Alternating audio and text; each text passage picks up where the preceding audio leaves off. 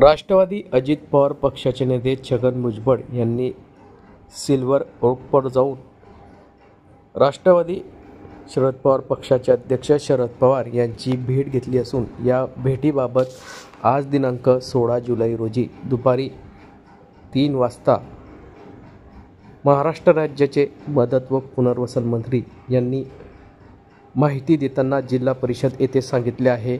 मराठा आरक्षणाच्या संदर्भात सर्वपक्षीय नेत्यांची भूमिका स्पष्ट असायला पाहिजे. हेच मांडण्याकरता छगन भुजबळ साहेब हे शरद पवार यांना भेटण्यासाठी गेले असावे असे मला वाटते.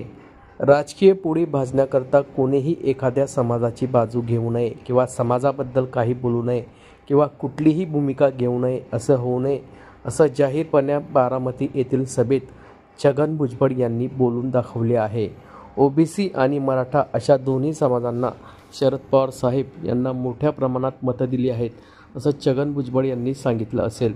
त्यामुळे दोन समाजात कुठेतरी तेढ निर्माण झालेली आहे. ते थांबायला हवं. त्यात तुमचा हस्तक्षेप काय हे विचारण्याकरता छगन भुजबळ आणि शरद पवार यांची भेट झाली असावी व छगन भुजबळ हे शरद पवार यांच्याकडे गेले असतील अशी प्रतिक्रिया महाराष्ट्र राज्याचे मदत व पुनर्वसन मंत्री अनिल भाईदास पाटील यांनी दिली आहे. वेगळा झाला त्यावेळी पवार साहेबांनी वय झाल्यामुळे आता थांबलं पाहिजे पण आता त्यांनाच मध्यस्थी करण्याची वेळ आलेली आहे. कुठेतरी मुळात छगन भुजबळ साहेबांनी काल बारामतीमध्ये सुद्धा एक स्पष्टपणे त्या ठिकाणी मांडलेलं आहे की ओबीसींच्या संदर्भात जी सभागृहामध्ये सुद्धा मुख्यमंत्री किंवा दोन्ही उपमुख्यमंत्र्यांनी वारंवार सांगितलं आणि त्यात आघाडीने किंवा काँग्रेसने जो बहिष्कार टाकला की आम्ही मराठा समाजाच्या चर्चेकरता जाणार नाही, हा जो बहिष्कार टाकला त्यामध्ये सर्व पक्षाच्या नेत्यांची भूमिका ही स्पष्ट असली पाहिजे.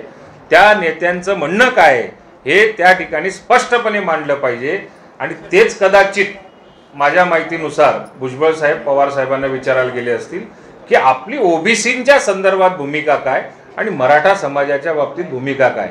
कोणीही नेता आता केवळ फक्त राजकीय पोळी भाजण्याकरता आत्ता कुठल्याच समाजाची बाजू न घेता किंवा आपली भूमिका न मांडण्याची भूमिका जी घेतलेली आहे हे छगन भुजबळ साहेबांनी काल बारामतीच्या सभेत बोलून दाखवलं.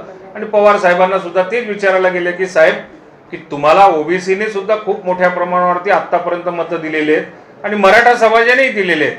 तर याच्यासाठी दोन समाजांमध्ये तेढ जो निर्माण झालेला आहे कुठेतरी तो थांबला पाहिजे. त्यात तुमचा हस्तक्षेप काय हा प्रश्न विचारण्याकरता कदाचित गेले असते.